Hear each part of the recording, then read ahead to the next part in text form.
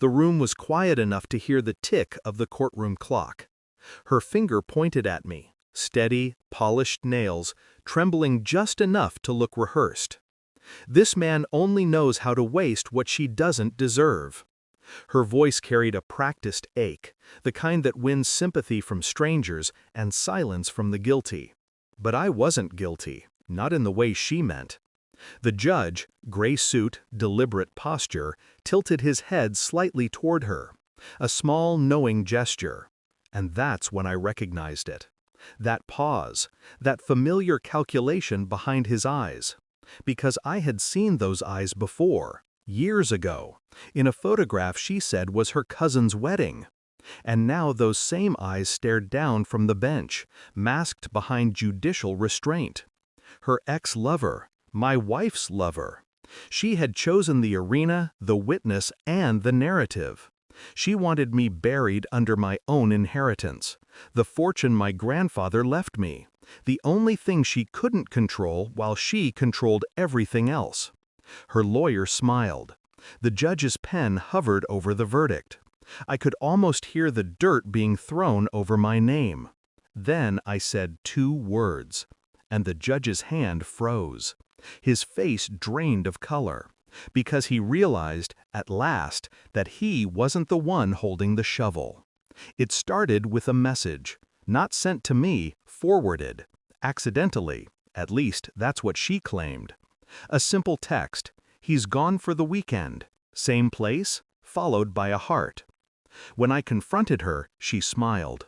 "Don't be paranoid, Daniel. You read too much into everything." Maybe I did. Maybe that's how she'd always gotten away with it, turning my intelligence into insecurity. She'd always been calm under suspicion.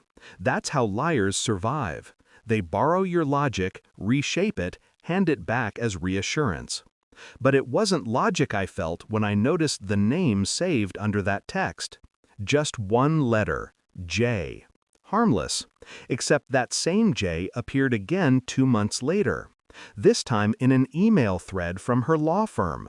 "Can't wait to see you outside work again. Feels wrong. Feels perfect." The email was deleted seconds after I opened it. She had access to my devices. She thought she was careful. She wasn't careful enough. That's when I started saving copies. Screenshots, backups, bank transactions. And one more thing. Metadata. The kind that places 2 people in the same location when they swore they were miles apart. I didn't react. Not yet. Because if she could build a performance this perfect, I could stage a finale. I watched her for weeks. Not obsessively, strategically.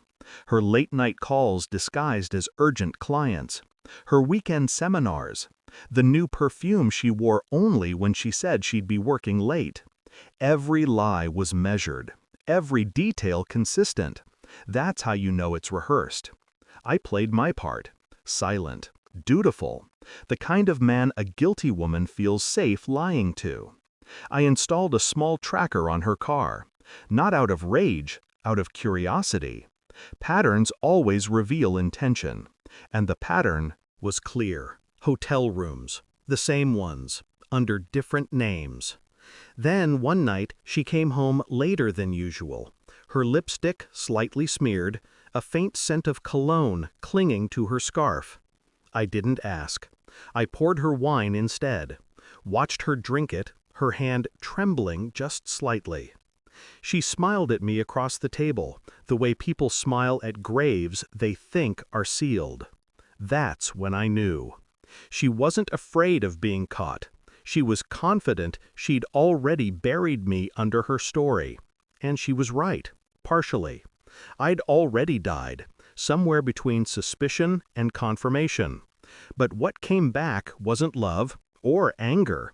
It was calculation. The truth arrived printed on cold paper. A report, DNA test, property logs, text transcripts, and one photograph, taken by a private investigator. Her with him. Not just any him. The same man now sitting behind the judge's bench, wearing law and authority like a shield. It was perfect symmetry. Their affair, their arrogance, their belief that secrecy equaled safety. I waited.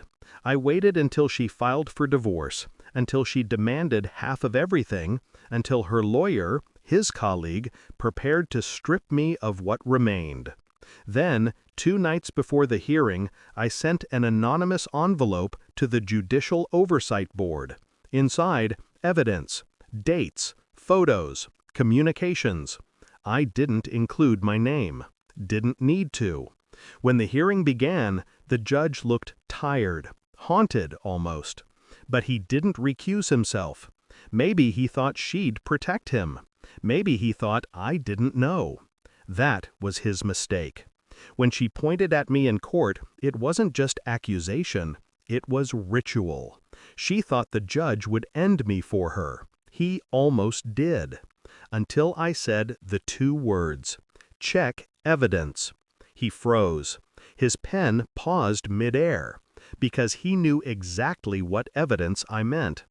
Her lawyer glanced between us, confused, until the clerk whispered something to the judge, her voice trembling. The judge's eyes widened. Color drained from his face. He looked at her then, really looked, and in that glance she realized what I had done. I didn't smile, didn't gloat. I simply watched her composure crumble, brick by brick, as whispers rippled across the courtroom. The man she trusted had turned pale with fear, not fury. The lawyer's confidence collapsed into confusion, and she, my wife, finally understood the weight of those 2 words. Not accusation, revelation. I had spent months being the fool in her story. Now she was the evidence in mine. The judge recused himself the next morning. Her lawyer withdrew within hours. Her case disintegrated before the second hearing. I walked out without a word. No victory speech. No last look. Because revenge isn't fire. It's frost. It doesn't burn. It preserves the moment forever. I kept the house, the fortune, the silence. But none of it mattered. What mattered was the quiet understanding that control, once lost, can be rebuilt, slowly, precisely, piece by piece. She tried to rewrite my life. I just edited her ending. When I left the courthouse, I didn't look back. Some ruins are better admired from a distance.